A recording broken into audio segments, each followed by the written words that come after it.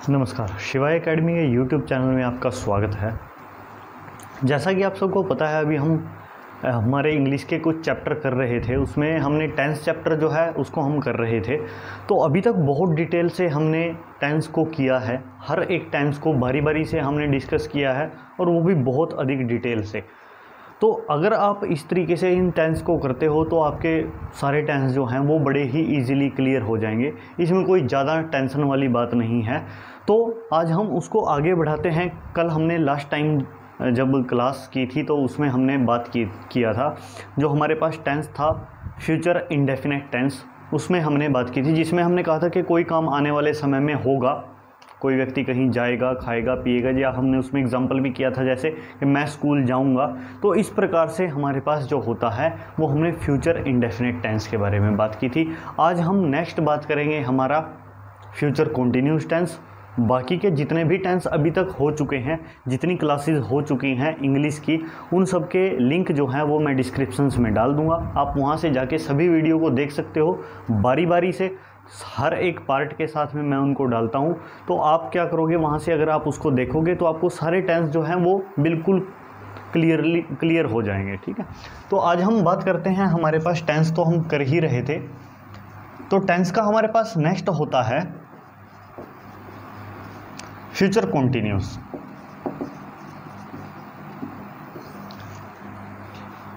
Next है future continuous. देखिए, future के अंदर अगर कोई काम चल रहा होगा तो हम उसको कहते हैं जी ये फ्यूचर कंटिन्यूस है। मान लीजिए अगर कोई कहे कि मेरे से पूछे कि तुम्हारा भाई क्या कर रहा हो, मैं कहूँगा वो तो खेल रहा होगा, सो रहा होगा, जब तक तुम आओगे मैं खाना खा रहा होऊंगा, या मैं सो रहा होऊंगा।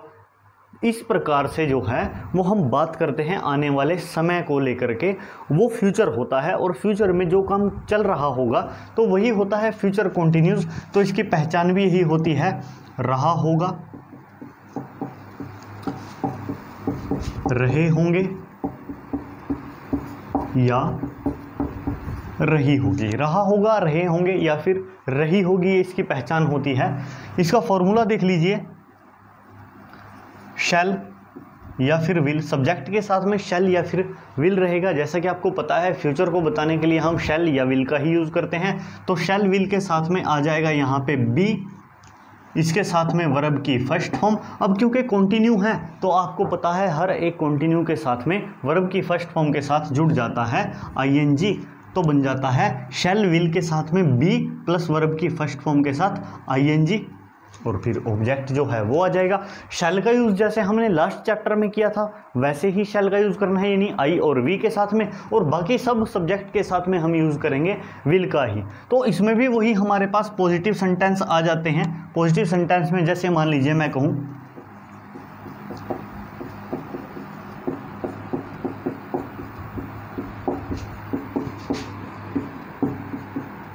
जैसे है मैं गाना गा रहा हूँगा, तो हमें इस रहा हूँगा से ये पता चल गया कि ये रहा से हमें पता चल गया कि ये कंटिन्यूस है, होऊंगा से हमें पता चल गया कि ये फ्यूचर है। तो फ्यूचर का जो कंटिन्यू है वो इसी प्रकार से होता है। तो जैसे मैं कहूँ कि मैं गाना गा रहा हूँगा, तो हम कहेंगे आई के साथ में हमने यूज़ करना है किसका, शैल का, हम कहेंगे आई शैल। और अब की बार इसमें क्या आ गया है, be, I shall be, verb की फर्स्ट फॉर्म गाना, गाने को हम बोलते हैं सिंग, वर्ब की फर्स्ट फॉर्म के साथ में क्या करना है हमने आईएनजी लगा देना है, हम कहेंगे सिंगिंग अ सॉन्ग, हम कहेंगे I am singing a song. इसी प्रकार से अगर मैं कहूं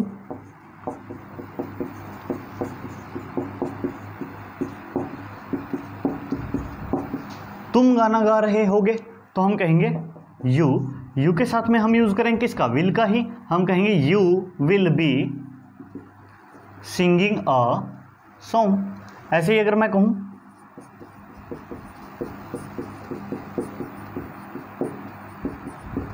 वह गाना गा रहा होगा, तो वह होता है ही के साथ में भी हम यूज करेंगे विल का ही, हम कहेंगे ही विल बी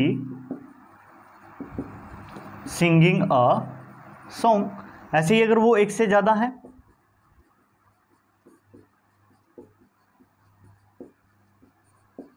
वे गाना गा रहे होंगे, तो वे होता है दे, दे के साथ में भी हम यूज करें किसका, विल का ही, हम कहेंगे दे विल बी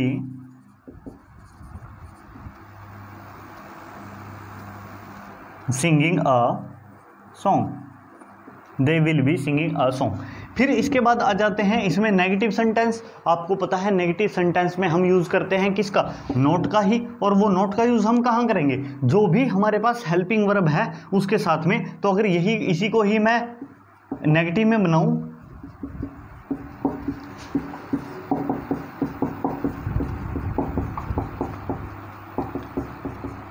मैं गाना नहीं गा रहा हूँगा, तो हम कहेंगे I shall not B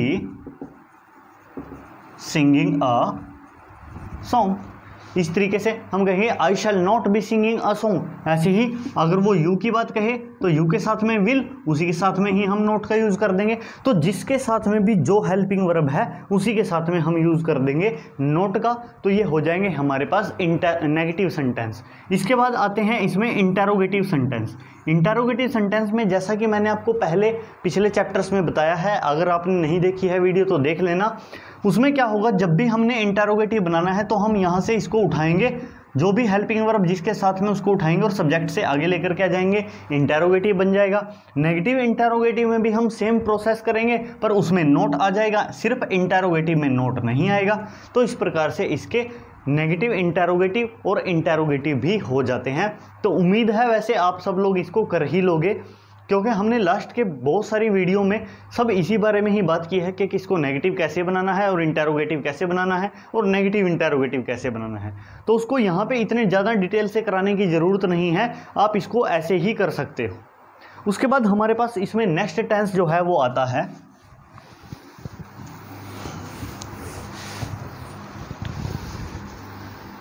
next आता है हमारे पास फ्यूचर परफेक्ट टेंस।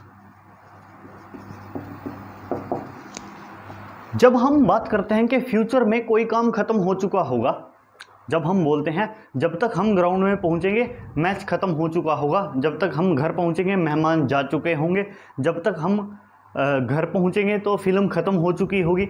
इस प्रकार से हम जो भी बात करते हैं, जब तक भंडारे में पहुंचेंगे भंडारा खत्म हो चुका होगा। तो जब हम ऐसी बातें करते हैं, यानी जहाँ पे हम बात करते हैं कि काम हो गया होगा, हो चुका होगा या गया होगा, तो वहीं पे होता है फ्यूचर परफेक्ट। तो पहचान भी इसकी होती है चुका होगा, चुके होंगे या चुकी होगी। अब वही है इसमें भी, लिया, लिया होगा, किया होगा, गया होगा। क्योंकि हम कभी भी इस प्रकार से बात नहीं करते, हम नहीं कहते कि मेहमान जा चुके होंगे, हम कहते हैं कि मेहमान चले गए होंगे। तो जहाँ पे भी ऐसा हो वहीं पे हम यूज़ करते हैं फ्यूचर परफेक्ट टेंस का। तो इसका फॉर्मूला देख लीजिए, बड़ा ही आसान है। शैल और विल तो हमेशा चलेगा, आपने शैल और विल कहीं भी भूलना नहीं है, ये तो फ्यूचर में हमेशा रहेगा शैल और विल। इसके बाद में आ जाएगा इसमें हैव प्लस वर्ब की हो जाएगी थर्ड फॉर्म प्लस ऑब्जेक्ट। एक बात हमेशा याद रखना, जहां हैज़ और हैव एक साथ आ जाएंगे, जहां हैज़ भी होगा हैव भी होगा, वो होगा प्रेजेंट टेंस। पर जहां या तो शैल या फिर विल के साथ में हैव आएगा, शैल या विल, हैज़ नहीं आएगा इसमें सिर्फ हैव आएगा। शैल विल के साथ में जहां हैव आ जाएगा वो होगा फ्यूचर का परफेक्ट, पर उसमें वर्ब की थर्ड फॉर्म भी होनी चाहिए। तो हम कहेंगे जी फ्यूचर परफेक्ट है। शैल और विल का यूज़ जैसे अभी तक आप कर रहे थे वैसे ही आगे भी होगा। जैसे अगर मान लीजिए मैं कहूँ, सबसे पहले इसमें पॉजिटिव सेंटेंस आते हैं। जैसे मैं कहूँ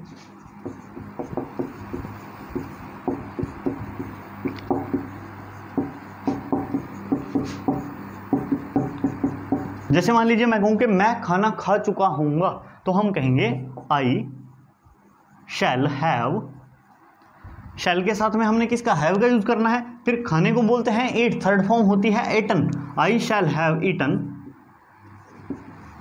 फूड।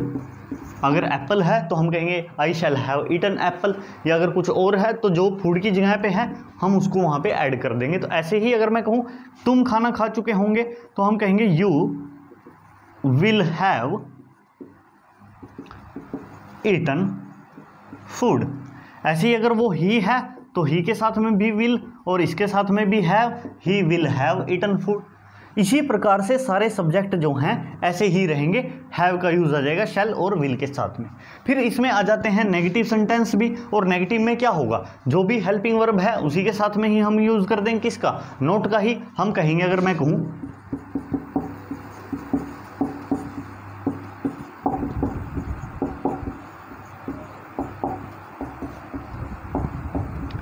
जैसे मान लीजिए मैं कहूं कि मैं खाना नहीं खा चुका हूंगा, तो हम कहेंगे I shall not have eaten food, I shall not have eaten food. या फिर आप इसको ऐसे भी कर सकते हो, आई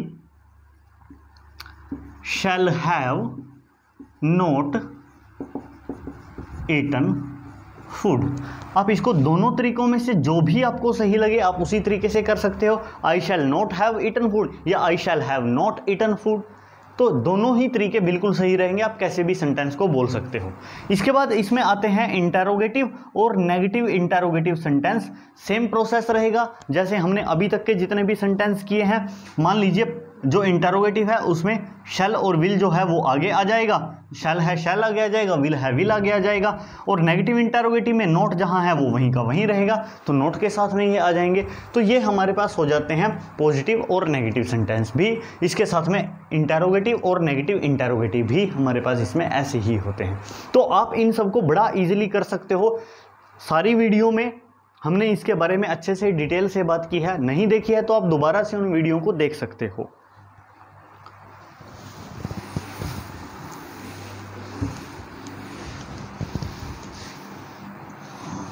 उसके बाद देखिए, उसके बाद आता है हमारे पास फ्यूचर परफेक्ट कॉन्टिन्यूस टेंस।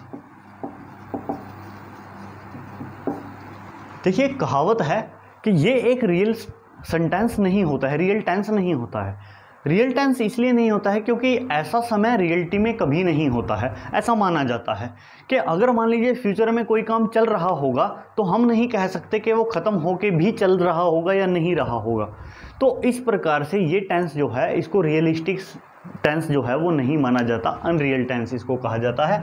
इसकी पहचान भी होती है यही, से रहा होगा, से रहे होंगे या से रही होगी। इस प्रकार से हमारे पास जो होते हैं वो फ्यूचर परफेक्ट कॉन्टिन्यूस की पहचान होती है।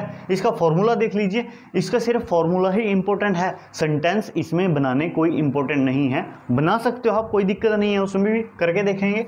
तो इसका फॉर्मूला देखिए, सब्जेक्ट के साथ में इसमें आएगा शैल, विल, उसके साथ में हैव, फिर आ जाएगा बीन, वर्ब की फर्स्ट फॉर्म के साथ आ जाएगा आईएनजी क्योंकि कंटिन्यू है, और फिर टाइम को बताने के लिए सिंस या फिर फॉर प्लस ऑब्जेक्ट, ये इसका फॉर्मूला रहेगा। तो फॉर्मूला क्या रहेगा, शैल विल के साथ में हैव आ जाएगा क्योंकि परफेक्ट है, बीन आ जाएगा इसके खुद के नाम का, और कंटिन्यू है तो वर्ब की फर्स्ट फॉर्म के साथ आईएनजी, और टाइम बताने के लिए हमें सिंस और फॉर का यूज़ करना पड़ेगा। तो सिंस और फॉर का यूज़ वैसा ही होगा इसमें परफेक्ट और अनपरफेक्ट टाइम के साथ में, जैसा हमने पहले भी इसके बारे में बात की है। सिंस का यूज़ होता है हमेशा ही परफेक्ट टेंस के साथ में, और फॉर का यूज़ होता है अनपरफेक्ट टाइम के साथ में। परफेक्ट अनपरफेक्ट टाइम के बारे में अगर आपको डिटेल से जानना है तो आप सेकंड पार्ट जो है वो आप देख सकते हो, उसमें बड़ी डिटेल से हमने बात की है कि सिंस का यूज़ हम कहाँ कहाँ करेंगे और फॉर का यूज़ हम कहाँ कहाँ पे करेंगे। डिस्क्रिप्शन में मैं उसका लिंक डाल ही रहा हूँ, तो आप वहाँ से जाके उसको देख सकते हो। तो इसमें सिंस और फॉर का यूज़ जैसे वहाँ होता था वैसे ही यहाँ भी होगा। अब मान लीजिए मैं कहूँ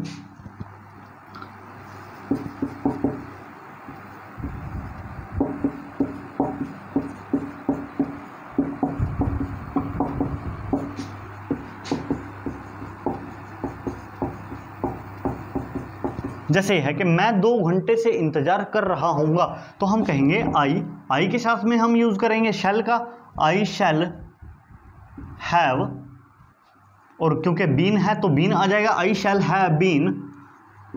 इंतजार करने को हम बोलते हैं वेट, साथ में आ जाएगा ING waiting, for 2 hours, for 2 hours। तो इस प्रकार से हमारे पास ये इसमें सेंटेंस भी हो जाएंगे, I shall have been waiting for 2 hours।